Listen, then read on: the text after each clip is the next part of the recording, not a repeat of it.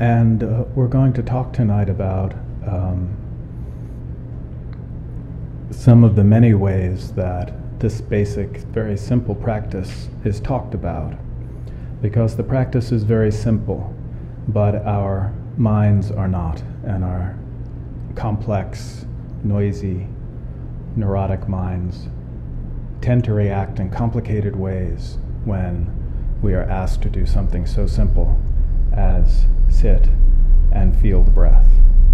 So I have particular material that I'm going to draw from. This was taught to me by Mendriling Jetsün Khandro Rinpoche over the past several years.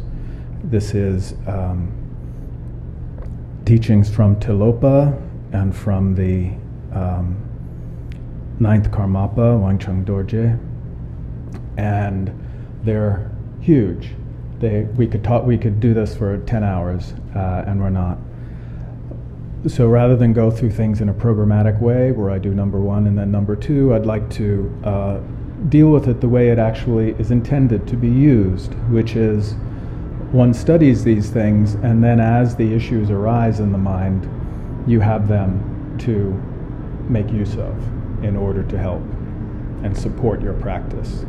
So it's not like everyone has all the hindrances and everyone has all the obstacles and everyone has to do all the things that support practice. There are lots of them. It's about what actually works for you and what's going on now. So to begin, I'd just like to hear a bit about how this practice was for people and what you noticed around this issue of not striving. Would anyone like to comment? How about you? What was that like? For me, because I just ran in, so I have a lot of physical action. So, and then my mind is spacing what to do the best to finish it the shortest time. So, but we did it with everybody's help. But then I realized because the physical movement sort of I have to slow that down first, and then once I sit down, I slow that down, and then my mood is more calm, and then I'm much more able to do meditation. Yes. Yeah. So physical movement is a one essential factor. Yeah. Right, and that's part of the idea is to let the body be still, and then the mind will follow. Often that's the way it's intended. And it's important to know that the body is never really still, right? We're not holding ourselves still. The body, we're alive. We're flexibly breathing. Our blood is pulsing. There's a lot of movement that happens in rest. And you want to really have all of that. It's not about holding yourself. Holding yourself is an exertion and is exactly the thing that we're trying to be free from, trying to maintain or achieve some perfect stillness or something like that. That's not what we're after. So just go with it, yeah. You just, your body is alive and it's breathing, and breathing involves a lot of movement. It's not a still thing. There's a lot of movement, and with the movement of the chest, there are lots of postural adjustments that take place in the back, in the shoulders, the head. There's a lot of movement, and it's good to have that, have it all. Sometimes when I work with people who have attentional difficulties or hyperactivity, they are used to trying to exert themselves into some unachievable stillness, and it becomes a real obstacle. And it's important to know that nobody's being still here. We're all moving. We're alive. That's good news. And so we're always having some movement. And you want to let that really happen. Anyone else, would you like to let me know what that practice was like for you? It was, I was very aware of my body. I've always had a kind of a dilemma between, do you scratch the itch or do you let it torment you? You were feeling itchy? I always feel itchy. So so meditation is always, it's always like a bit of a balance. Mm-hmm. What else? Does the itchiness begin when the sitting begins? No. It's a chronic issue. Like it's I a see. blessing that I have. Yeah, yeah.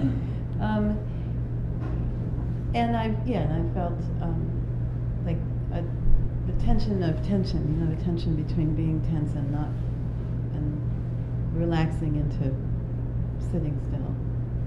Uh-huh. And just remembered that you said to go back to the breath. Every time I found I was actually thinking those things. Uh-huh. Did you notice that the issue of your body was bringing about a lot of thinking? And scratch or not scratch, were you doing a lot of evaluation around those things? Yeah. And it sounds like because this is a persistent matter, that that will probably continue. And it's, thinking does continue, and it isn't an obstacle in itself. One can have thoughts, and there's plenty of room for thoughts to come and go, and feeling the breath, So do you tend to feel like you talked about having a balance, and do you tend to feel like you need to control the matter around the itching or the scratching or the... Well, I'm aware that I know from experience that if I don't, it will become a burning desire, Yeah. And it will occupy my entire... I see. Yeah. You mean if you do scratch? If I don't. So, because it's a... Oh, yeah. It's a I see. physiological event. Yeah. So usually I just say, okay, all right, just do it. And then... Yeah. Because I don't want to be a control freak when I'm meditating. Sure.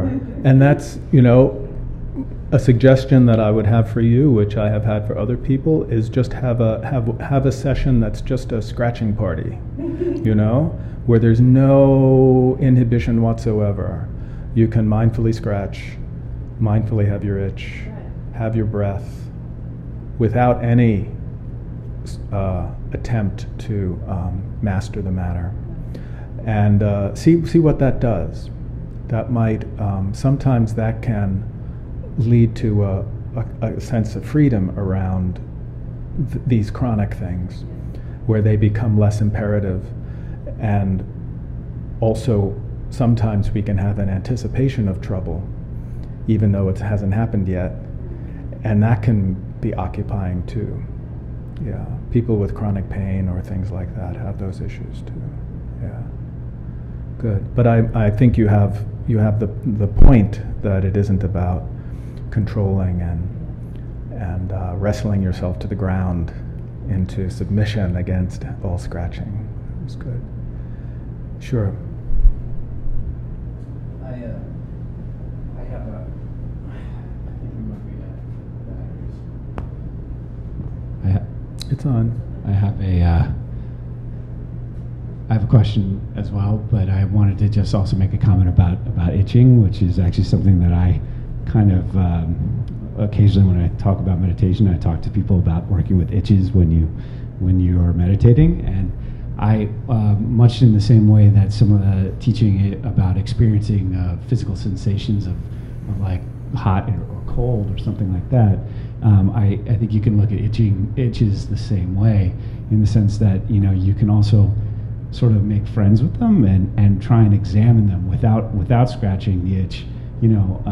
Kind of really try and pay attention to what it feels like. What does the itch actually feel like? Why do you feel the need to scratch the itch? And I find that when I do that, it does make me a little crazy, because there's such a strong sensation. But the more I examine that itch, the more I kind of turn it around and just like kind of get to know the nuances of the itch, the less I'm thinking about, well, should I scratch the itch or should I not scratch the itch? And the more I'm actually just experiencing that sensation. And I actually look forward to having itches when I meditate, because I'm it's this great opportunity for me to practice a little bit with the itch, as opposed that's something that's probably not going to it's not like pain where I'm like, well, should I move or should I not move? So anyway, maybe less sticky for you than worries and anxieties and yeah, exactly. My question is about falling asleep or being sleepy when you're trying to meditate. What advice do you have for people who, I tend to like to meditate in the mornings because I'm pretty awake then. In the evenings, I tend to have a harder time staying awake sometimes for my meditations. And what do you say to people who are falling asleep as they meditate or struggling to stay awake? Well, the general traditional suggestion, if you're falling asleep during practice, is go to sleep and practice when you've had some sleep. But here we are in New York, everyone's sleep deprived to some degree or another most of the time. There are some methods that can help. The one just briefly that I can talk about, which I found the most helpful, is something. Now, metaphors are never. I don't like to use metaphors in practice because we don't want to get caught up in imagery. But this actually is a good one, and you have to let go of the metaphor when you start to practice. But it's referred to as the view from the mountain. That as I'm sitting, I let myself see. My eyes are forward, and I'm aware of all the peripheral vision. I can see all the way to here. It's about 190 degrees. And I just let all that light come in, as though I was up on a mountainside viewing the distant horizon.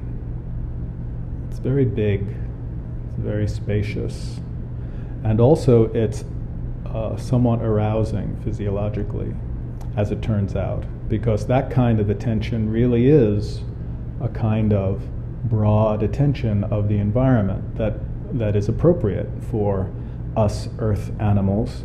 When we're out in the wild, you want to be not just like staring at the thing right in front of you. You need to be having a big, wide view. That's the best thing to do. And when you're awake, that is proper. That's the proper sensory stance to be taking. So even in the very simple meditation, when the eyes are down, you can really get that larger view. Have you ever heard that before? It's a good one. You try it, There is always the kind of sleepiness that hits you as soon as you begin, and then it's gone as soon as you're done. And that's a different thing, that kind of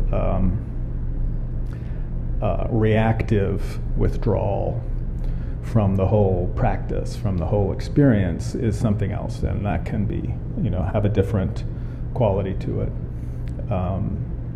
But simple drowsiness and simple alertness can be supported by posture, by these things like the gaze, the posture, are intended to be supportive of the practice because the practice is awake and alert. You may want to practice standing up, standing still, and just do your shamatha that way. You're less likely to fall asleep and start nodding. It's more it activates your normal, natural arousal to be standing up, for example. And there's no reason not to do it that way, if that's an issue. Okay. Would you like to comment on what your experience was like? Go ahead with the mic.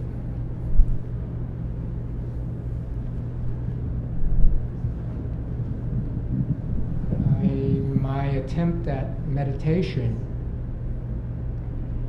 just to breathe normally, I found myself, my mind just is racing, and I find myself not being able to maintain like a normal respiration. I find myself either sighing, taking a deep breath, or just like a little child. I would, yeah. I mean, I guess I'm just the furthest from a meditative state as you can be, but I guess it's just my first attempt. That's regular But stuff. I'm just Yeah. trying to, okay, he said, concentrate. What are you feeling? And I would think, okay, think about what you said about the nose, the air coming in, and then I would do that for a few seconds, and then my mind would be thinking about things going on in my life. Yeah. Now, Were you surprised at how active it was? How much thinking? Yes. Yeah. I thought maybe I could relax and meditate in this environment. You said a little while ago, the body, rest the body and the mind will follow, and hopefully, that would occur sometime, Yeah. but that didn't occur, didn't happen, Uh-huh. at least not this time. It sounds like there were a few moments where you were feeling the breath and it wasn't so loud, right? Yeah, and that's it. That's normal.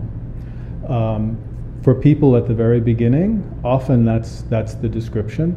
For people 10 years in, often that's the description. This is called.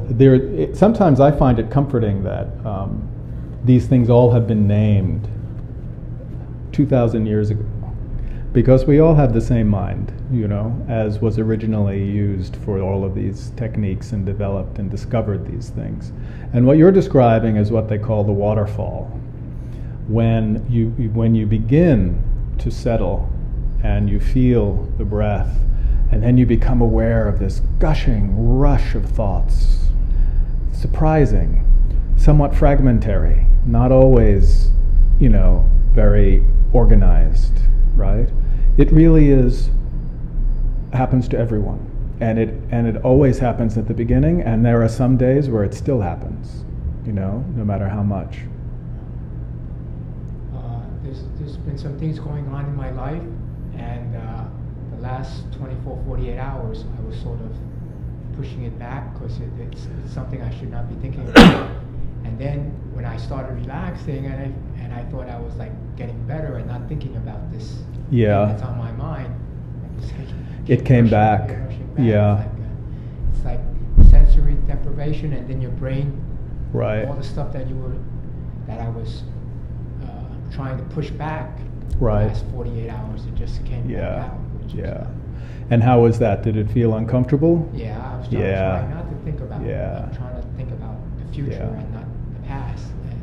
When things are very potent like that, when there is real crisis going on in life, and the thoughts are very, very hot, sometimes it's good to make very short practice, like just a few minutes, particularly at the beginning, just a few minutes, and then stop.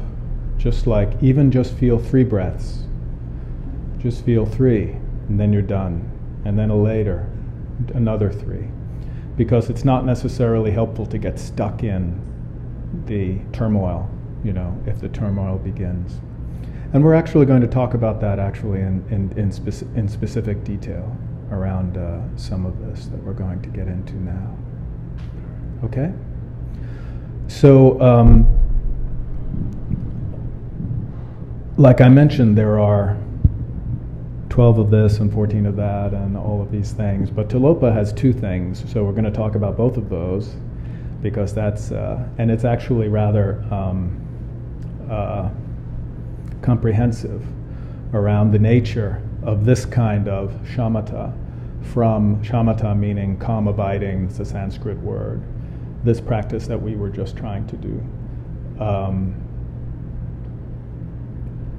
From the Mahamudra tradition. And he speaks of there being 2 kinds of awareness. One is a base awareness, and the other is outflowing awareness. The base awareness is being aware that mental events are occurring. You're having thoughts, you're having sensations, you're noticing details about your environment. That is natural and normal, and it happens. Outflowing awareness is when you pursue the events, when you begin you get a scratch, and then you get into it, and you follow it and chase it around, and then it becomes the big occupation, which happens sometimes for everybody. Or the thought arises about this problem like you described. Sometimes it probably arises and then it goes, but other times it really gets pursued. You end up chasing it down and following it all the way and getting really caught up in it. And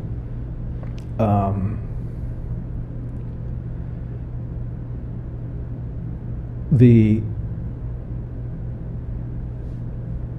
Tulopa says that outflowing awareness will always happen. It's natural that it happen. It isn't something that one needs to try to shut down. But it is something that one can feed or not feed. And it can be simply part of your experience, or it can be turned into a tunnel experience where that's all you have. I love this description from someone I was working with who said, it's like being in Grand Central Station. You don't have to get on every train. But sometimes you get on the train and then you're gone, next stop, Philadelphia. And you can be sitting and that happens. But you can also be in Grand Central and be aware of the trains coming and going and the arrival and the departure and the boarding and all of that stuff. But you stay and you don't have to pursue any of it. You don't have to question it. You don't have to interfere with your experience. That's how Khandro Rinpoche has talked about it.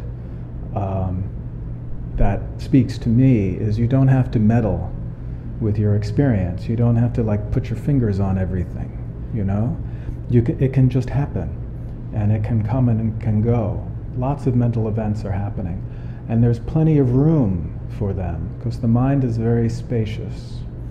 So you don't have to shut down this in order to make room for that. There's plenty of room. And the idea of shamatha is to be to free the outflowing awareness so that it simply does what it does, that it has its energy and its energy is expended by itself. It becomes liberated, Spoken of in terms of the sky, like the sky doesn't seem to care much if there's clouds or not, or how many, or if there's a tornado every once in a while. You were having a bit of a tornado, right? Not just like a cloud. There's room for it. It's not a problem. And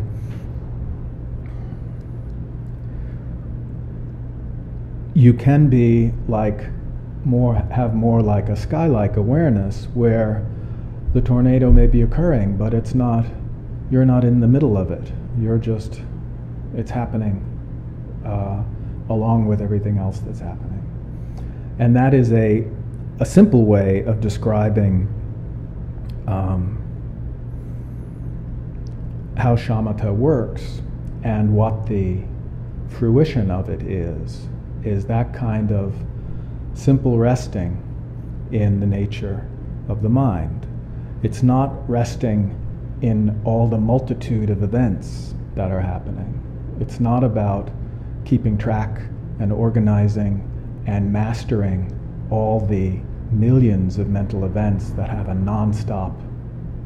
nonstop features of our experience, or managing the waterfall and turning it into a water wheel where you can get some energy out of it. You don't have to do anything at all to it. You just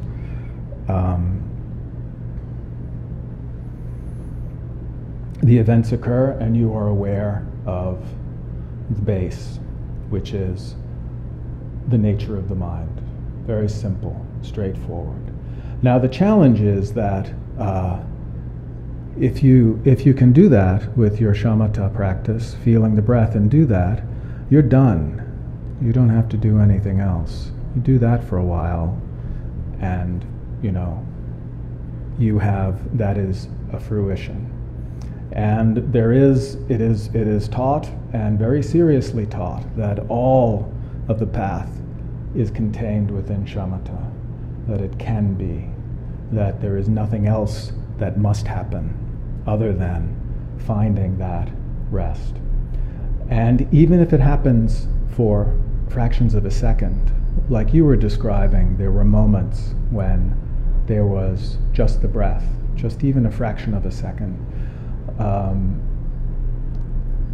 That can be a very, that is the typical experience. That is not failure. The fact that it didn't last longer is not failure. We are very appreciative of these moments, fractions of a second, of simple rest. And one way it's talked about is a grain of salt on your tongue will tell you all you need to know about saltiness. You don't have to drink the whole ocean to know saltiness of the ocean. That there is something extremely informative and transforming about these very brief moments of rest. And that one of the challenges we have is we tend to think that the fact that it doesn't last means we're doing it wrong, and that it's supposed to last, and that it's, you know, it's a sign of failure rather than a sign of resting, of being simply present. So that is one issue that we have to face. And the other issue is when the outflowing awareness is really so sticky and driving and seducing in a way like you were describing, where there's a real problem and it's not a make-believe problem, it's a real problem, and when you think about it you can get caught up in it and minutes go by and you get adrenaline and then it really gets more intense. It's not helpful to sit in that, you know? So there are other ways that have been described by the generous teachers of the past and of the present of how to protect our minds from these problems and how to handle them in a way that is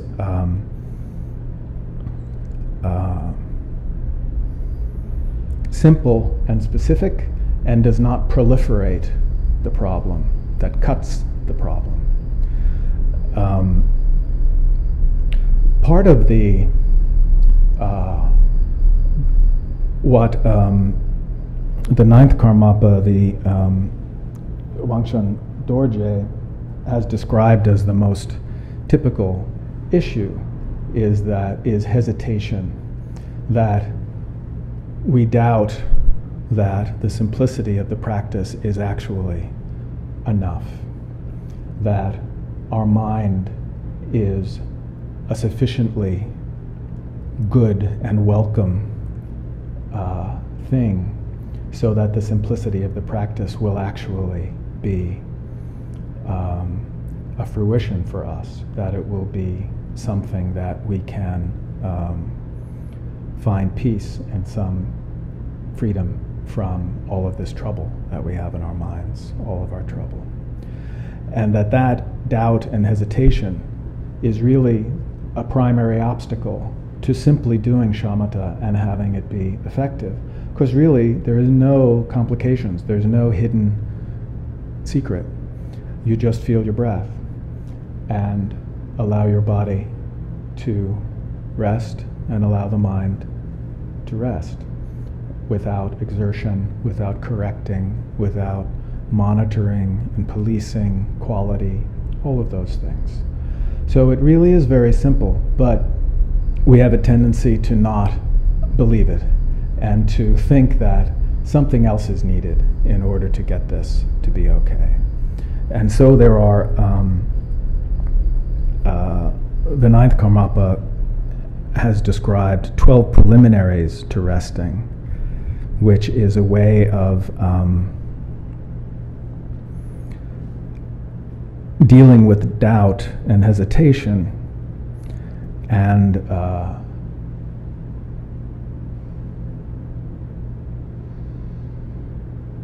through study give you a handle on the standard ways that we neurotically interfere with our ability to simply rest.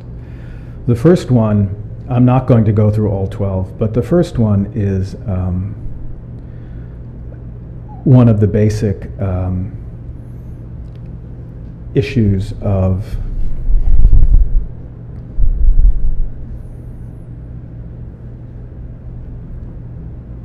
the Buddha's teaching is that our mind is the same as the Buddha's mind, that we already have all of the perfection and clarity that there is to be had. There is no more that needs to be acquired from outside. There's no external source that needs to be tapped, and there is no fabrication that we need to do in order to come up with it. We don't have to work at it. We merely have to cease working and cease engaging in the striving and in this idea of improvement. And this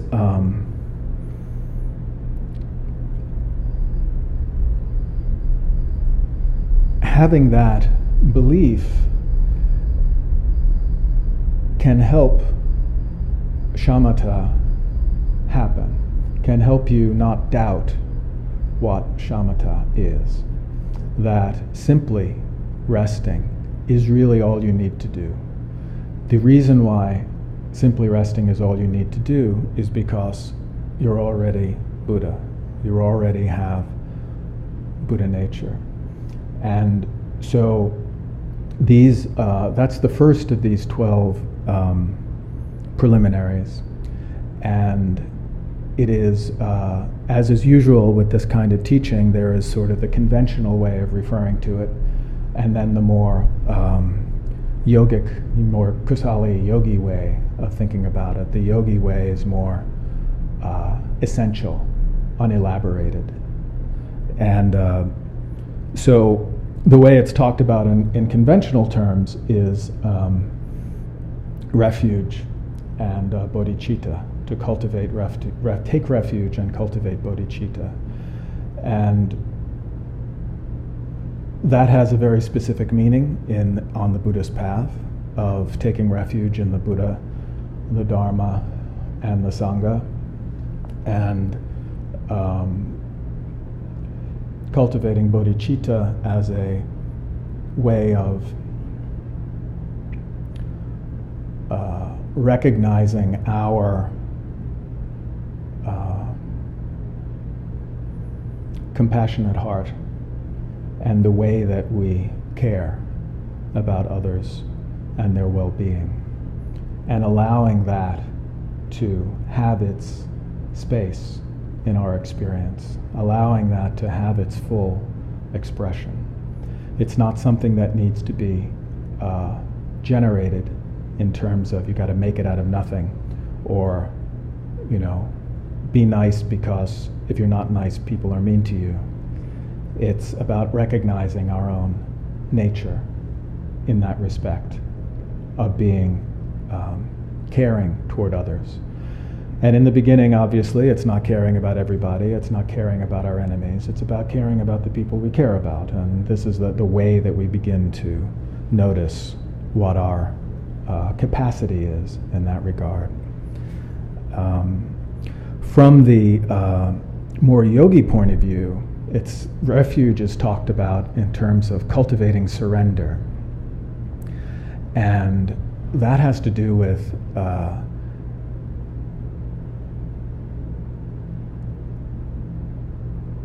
recognizing that all of this figuring out that I'm doing when I'm not feeling the breath is not going to get me anywhere. That the thinking, problems need to be addressed. There's no doubt that they need to be addressed. But here we are sitting for, 15 minutes. Thinking about things is not needed. It's not getting me anywhere. There needs to be a way of having a time where there can be a real surrender into a simple presence of the resting mind, as opposed to this continuous allegiance into a calculating, agenda-driven mental activity that feels so essential to figure everything out and adjust and improve and get everything to work. That is the kind of surrender we're talking about with shamatha, and that is the kind of surrender that expresses itself as doubt and hesitation when it doesn't happen. It's like, I need to think about this now. It's like, and if it's not this one, it's the one next to it. And if it's not that one, it's the one next to it. And so there can be an endless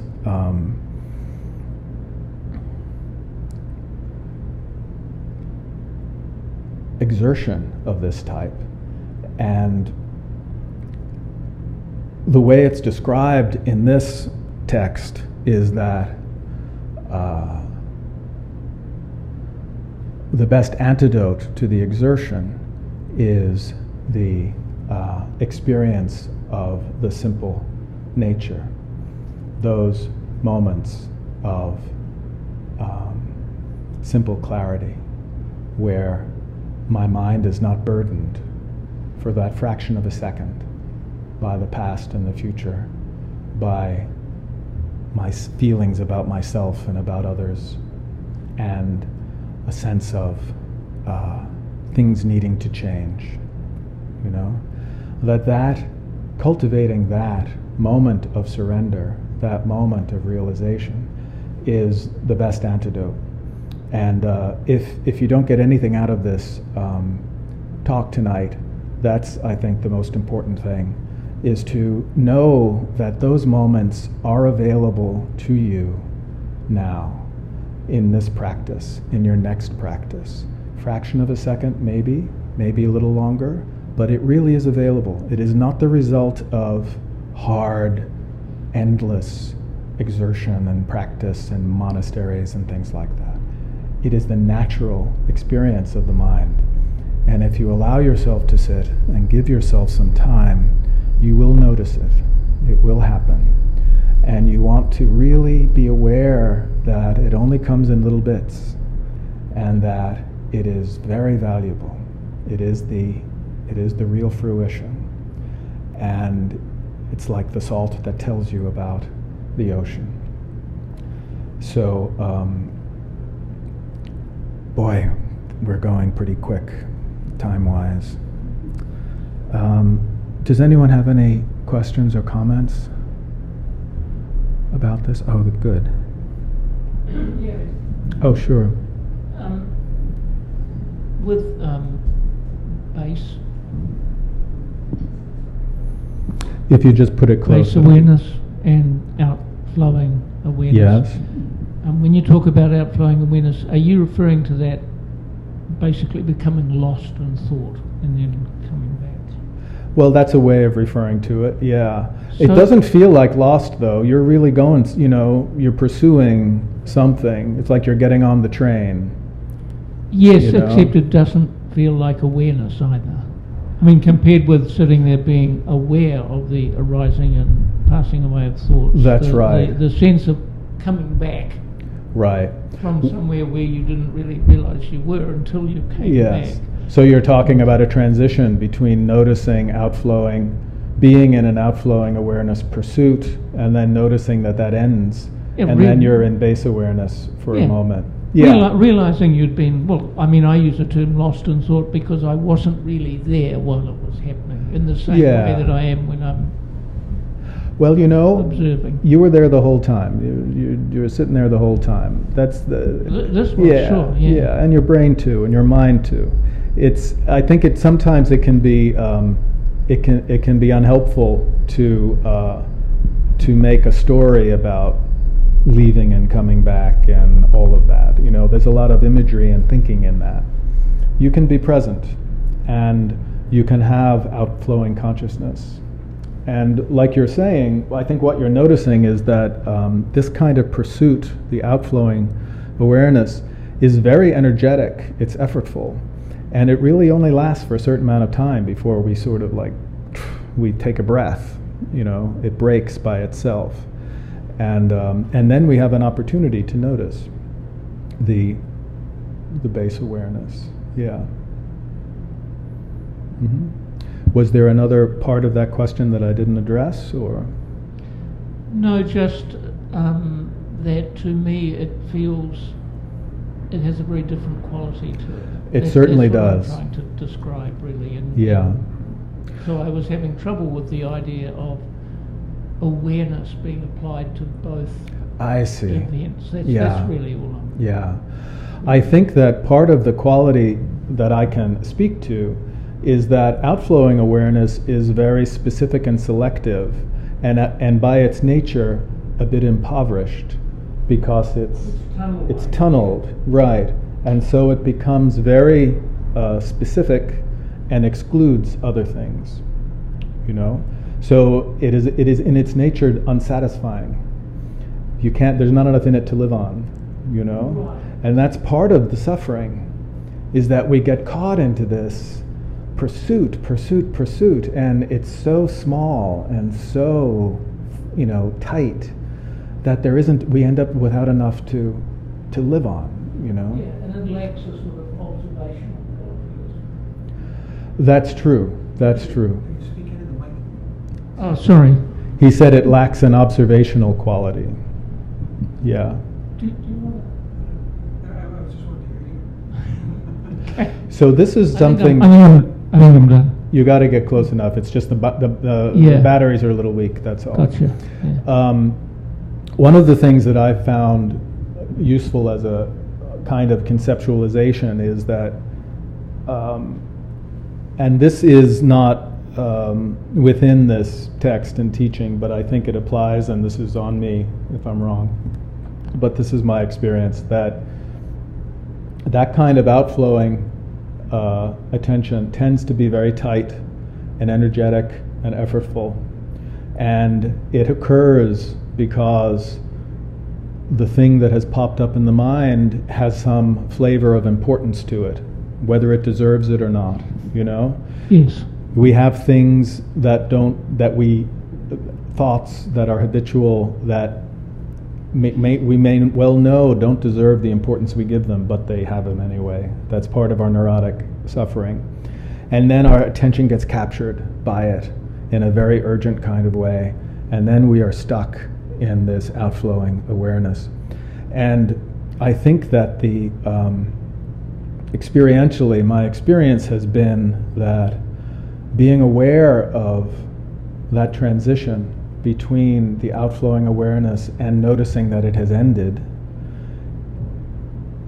is that at that time I can relax my attention so that it becomes more spacious. And then there's room for the breath, for shamatha, all of that to be happening. The thing that can happen instead, particularly in the beginning of practice, is you can notice that you are very tightly focused on a thought that has really captured you, and then you realize that that's happening, and then you drag your attention to the breath and stay tight on the breath, as though that's what you need to be doing, you know? But instead, what you can do is open the attention, and then the breath is there, and it's not so effortful. It doesn't involve like a shift. It just involves a resting. And that kind of activity, I think, is because these transitions happen so frequently all through practice, where we begin thinking and then we notice that we're thinking and then we're at the breath, that transition can be very effortful. It can get us into a critical position where we get annoyed that it's happened again, And did you notice that you were, when you noticed that you were stuck on your thought, that you were like, oh, God damn it. You're like, yeah, I'm upset that I seem to be regressing. right. I came here to meditate and right. And be free. A little bit upset. And Yeah. looking at, but like you said, it's encouraging that I had moments, not necessarily clarity, but I had moments where focusing on my normal breathing cadence or all of that. And then I find myself taking aside because Yeah. someone popped in and Right. why did that pop in? I was trying to not think about this. Yeah. And so one of the things that can happen is we end up thinking about our thinking and thinking about what I should be doing instead of thinking. But that's all just more thinking, you know? So it's not like you can turn it off. You really can't turn it off. That's not something we are able to do. Little tidbit. That's right. Grand Central, the trains coming and going, don't get on that train. Yeah, yeah. But you know, the fact is, you're going to end up on plenty of trains. It's going to happen, and you don't have a choice, really. Well, you may notice a couple of stops in, you may notice, and then you'll have a choice, and then you can get off. You'll have a choice point, and then you can get off. You really don't have the ability, none of us have the ability to prevent that capture. If the mind is very active and the thoughts and the feelings are hot, they're naturally going to capture our attention. They will. We don't really have an ability to prevent that from happening. This is about noticing when it has happened, and then you have a choice, and then you feel the breath. That's the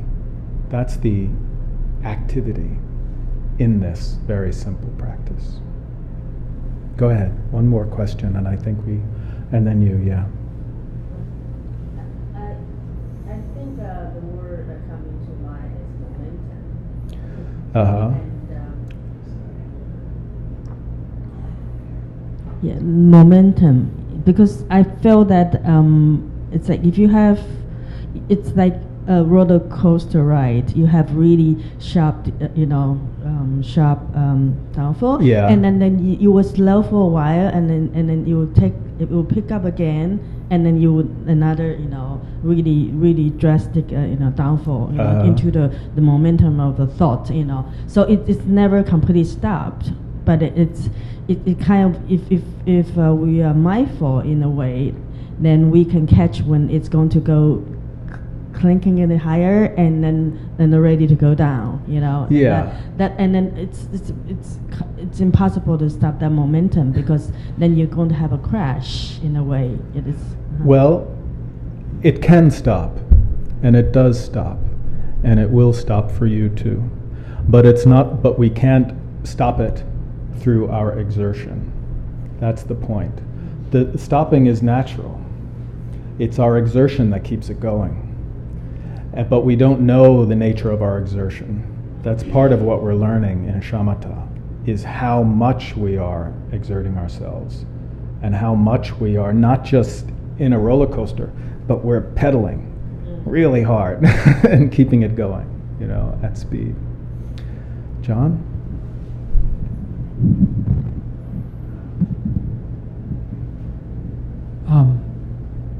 This idea of what you're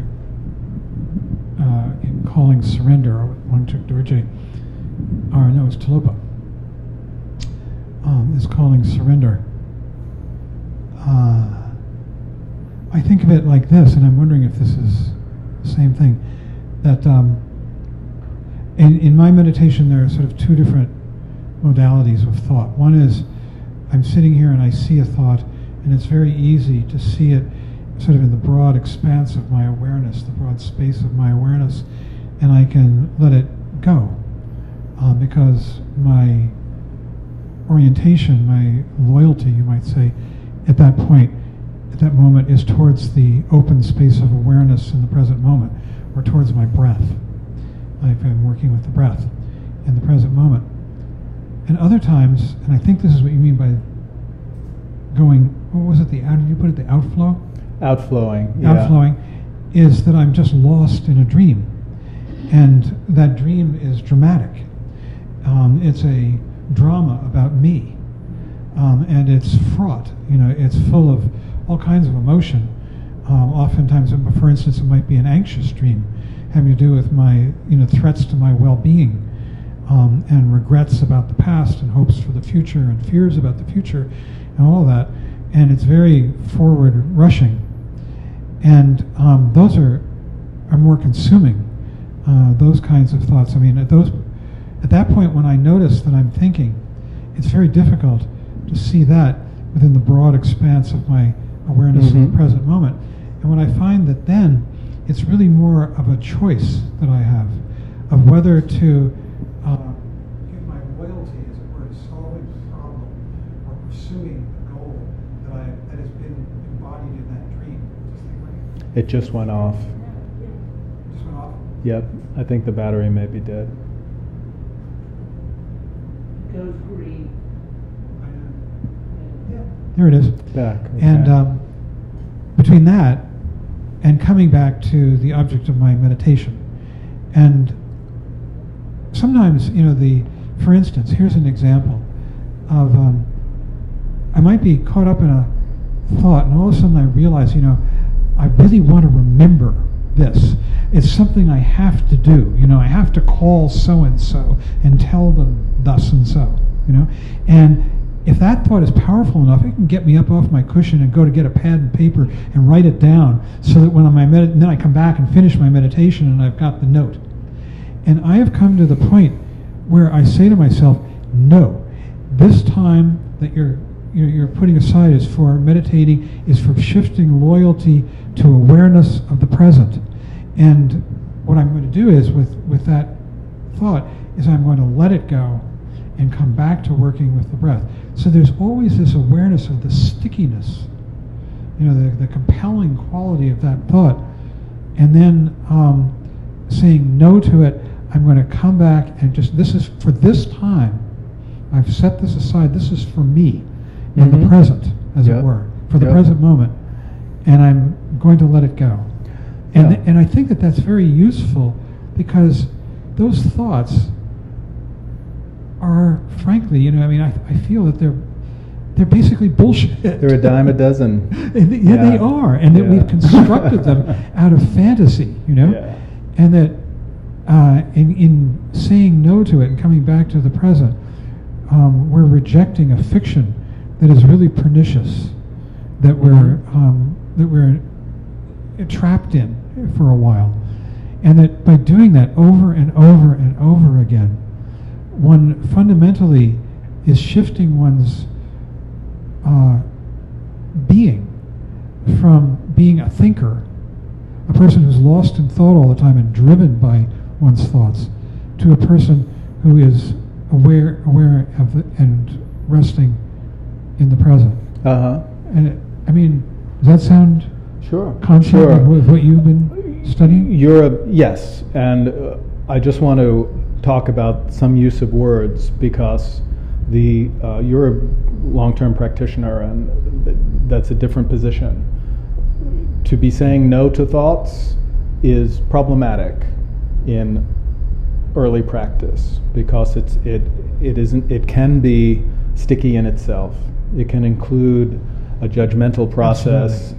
And I know that's not what you mean, but just because this is going out, I want to clarify it. I know. That's good. Yeah. That there is no need to, when you do this practice, you begin by setting your intention. Why am I doing this? I'm going to sit here, I'm going to rest in the nature of my mind, and if I notice that by feeling the breath, and if I notice that I begin thinking, I'll feel the breath right away. That's it. So you begin by that intention, so that you don't have to keep thinking about it all during the practice. And then you just do that. You do that.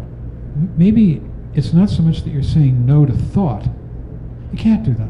You have a choice. But what you're saying no to is the belief in that particular story. Yeah. The compelling quality of the story that you've been telling yourself. You're not going to spin that one out. Right. But you can't stop thoughts. That's right. What you end up having with shamatha is you have a choice. You end up finding that you have a choice. You have a moment where you find that you can feel the breath, and you choose to do it. Sometimes you don't. Sometimes you keep chewing for another round, and you get stuck in it. And if you're very unlucky, which is a very common kind of unluckiness, is you might get some adrenaline because it's really gotten you. And then you're stuck for a little while. The adrenaline's not so easy to manage. It takes 5 minutes, 8 minutes for it to clear, you know, and it becomes workable to deal with that kind of excitement of the adrenaline. But when you're troubled with a thought, it can really sort of take the choice away for a little while. You just need to be patient, and when you have a choice, you can choose it, you know.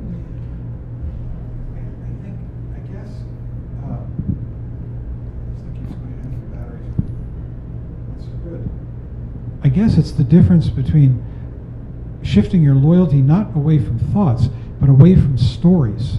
The stories that we tell ourselves that we believe so much. For this time, for this hour, or half an hour, whatever it is you're sitting, I'm not going to be caught by the story. I'm going to let the story go. You can't stop thought, though. Yeah. One thing I want to add, though, is this teaching about outflowing awareness is not just about stories. It's also about sensation. That we can be caught pursuing sensation in a dazzled kind of way that takes us away from our nature. That is also part of it. Give an example of that. Yeah. Well, I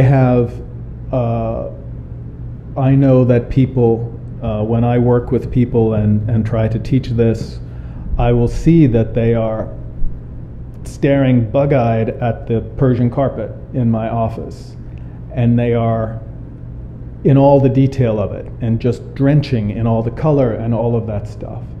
That is not base awareness. If I may be permitted to say, you know, you can do that and be outflowing. That can be outflowing awareness. That sensation is not. Sensation is a mental event just like thought. And base awareness is having the nature of mind and being aware that things are occurring. But when sensations occur that you pursue, that is outflowing. And it's not so simple as having the content of your experience entirely consist of sensation. That is not what we're talking about when we're talking about base awareness. It is not simply sensation, even though the technique involves sensation as a skillful means. The experience does not entirely consist of sensation. Courtney had her hand up for a while.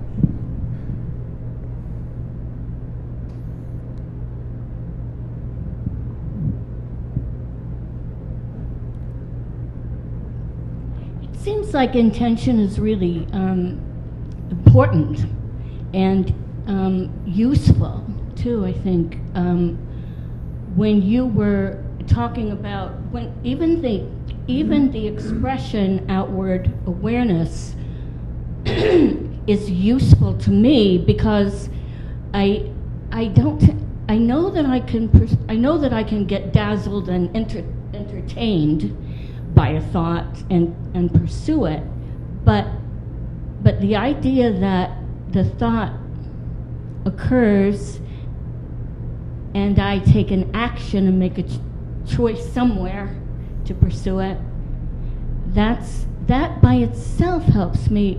It makes a space between the thought and then what I do with it, because I tend to feel like it's easy. I think it's really easy, at least for me.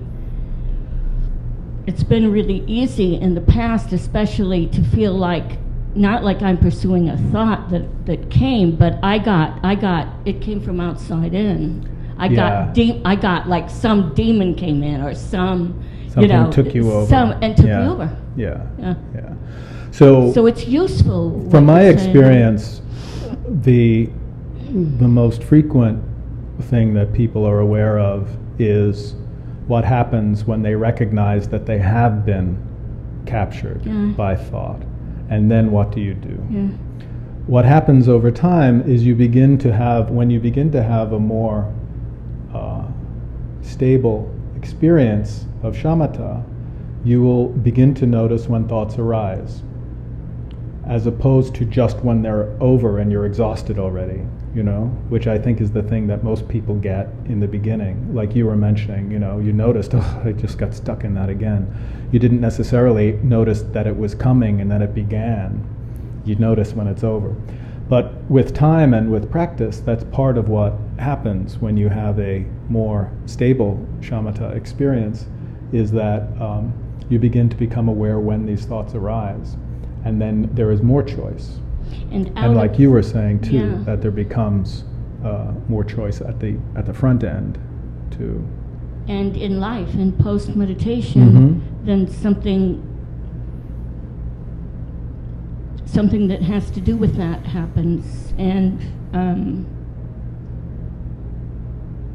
the thoughts, not only on the cushion, but also, like, I can think recently, sometimes I'll hear myself, I see myself pursuing the thoughts that are going through, not in meditation, but as I go about my life, and just they get weakened. The desire to pursue. It's pretty boring after a while. Yeah. Today I said to myself, all you do in your mind is argue with people and try to set them straight. And like conversation after conversation, and they don't have the benefit of it. That's exactly what I thought. Nobody's hearing any of it. Exactly. And that is a change. That is a change of view and allegiance. And it is it is a useful experience of playfulness too, because it doesn't help to be so grim about all this stuff. You want to recognize this is the play of the mind. Yeah. This is not that serious. No, it's suffering. It's troublesome, but really, a lot of it is just like you dopey habits. Exactly. You said what? Yeah. What did you say? Yeah. I think we need to stop though, because we're getting pretty late, right? Yeah, we do. So thanks everybody. And if there were any other comments, we'll talk more when we're done, after we're done. And I'm just going to end by narrating a traditional Buddhist practice, which is called dedicating the merit. And I'm just going to talk of it, and we can just think about it. This idea is, as we were talking before, about bodhicitta and our care for others, that I can recognize that this effort that I've expended tonight, in practicing and working with you about trying to have some clarity about my mind and the suffering that I have, which gets in the way of my being helpful and caring to others, has been benefited by this practice. And as a result, it benefits others. It benefits everyone. And so I want to dedicate my practice to that end. And it's no secret that if you start meditating, other people do get benefited. They really do. And it's good I find that it's part of confidence to actually name that when I'm done with my practice, and know that this is not just about me. This is about helping others. This is about being with people in a saner, more caring way. Okay. Thank you, everyone.